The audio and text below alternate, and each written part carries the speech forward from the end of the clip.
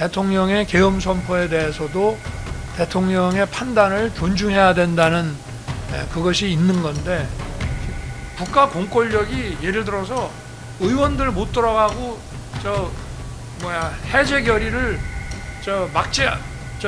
막고 방해할 생각이 있었다면 국가 공권력이 그거 하나 못 하겠냐 이 말입니다.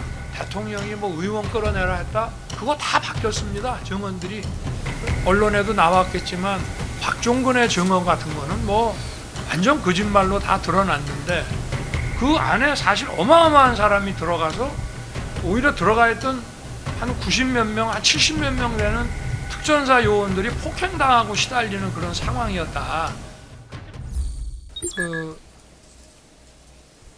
대통령의 그 계엄 선포와 관련해서 그것이 헌법이 정하는 어떤 실체적 요건과 절차적 그 요건이 충족이 됐는지 여부에 대해서는 원칙적으로 사법심사의 대상이 되지 않는다는 것이 통설입니다.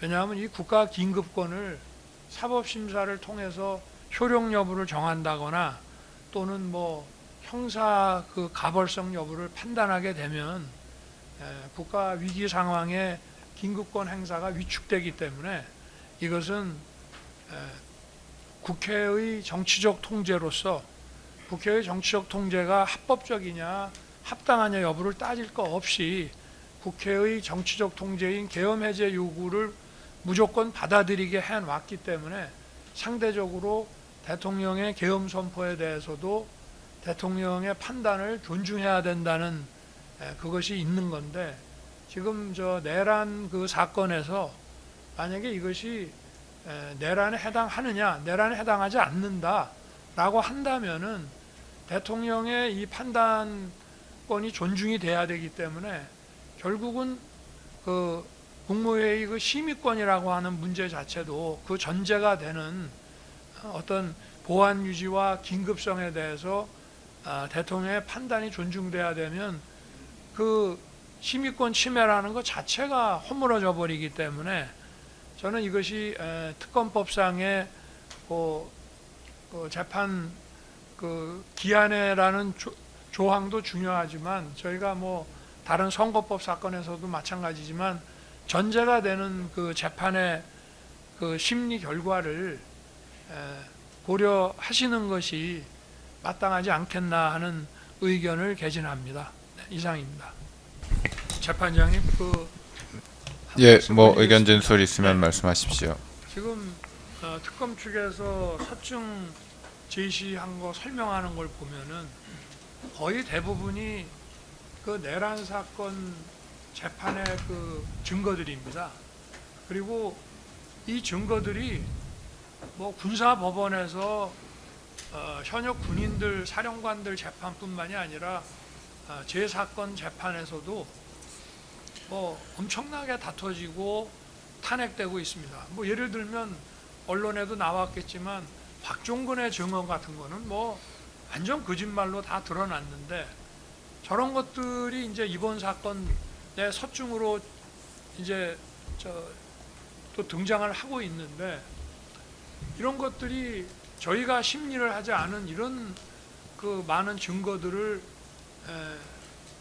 그냥 놓고 판단하기가, 그래서 특검법상의 그 재판기간 이 제한이라는 규정이 그래서 실체 진실 그 확보라든지 공정한 재판이라고 하는 것에 우선할 수는 없고, 또 다른 관련 사건들의 심리 결과나 증거 그 판단 결과를 봐야 되고, 그것과 관련 있고 전제가 되는 것들에 대해서는 이 심리 그 기간 제한이라는 것을 거기에 그것이 우선한다고 보기는 저는 어렵다고 봅니다. 지금 얘기하는 거 보면 전부 내란 재판 그 법정에서 나온 것들이고, 이게 그대로 넘어간 경우가 없습니다. 대부분 무슨 대통령이 의원 끌어내라 했다, 그거 다 바뀌었습니다. 증언들이. 그 작년 12월에 나왔다가 증언들이 바뀌고, 어제 이진우 사령관 재판에서도 또 대부분이 다 바뀌었습니다.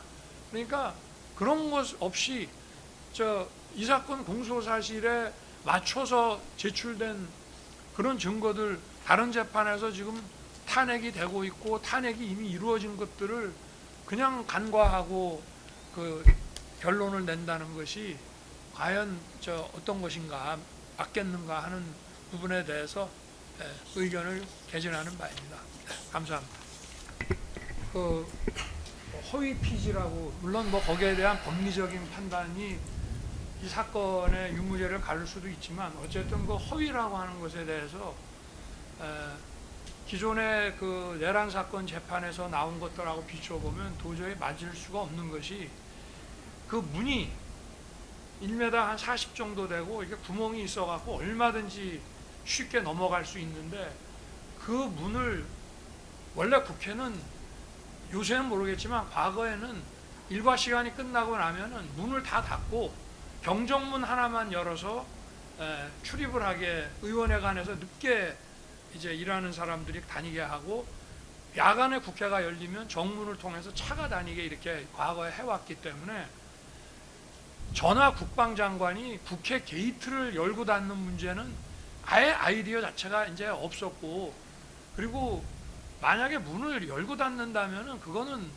국회 경내에 와서 출입을 외부 사람 출입을 통제해야 되는 군이 할 건데 군의 도착이 워낙 늦어지다 보니까 외부에 있던 경찰이 저거를 이제 할 수 없이 시키지도 않았는데 맡으면서 저한테 경찰청장이 국회 관계자는 들여보내야 됩니다 해서 그걸 다 들여보내라고 그랬고 실제로 이게 24시 00까지 다 들여보냈다고 문도 열려 있었다고 김봉식 청장이 와서 증언도 다 했습니다.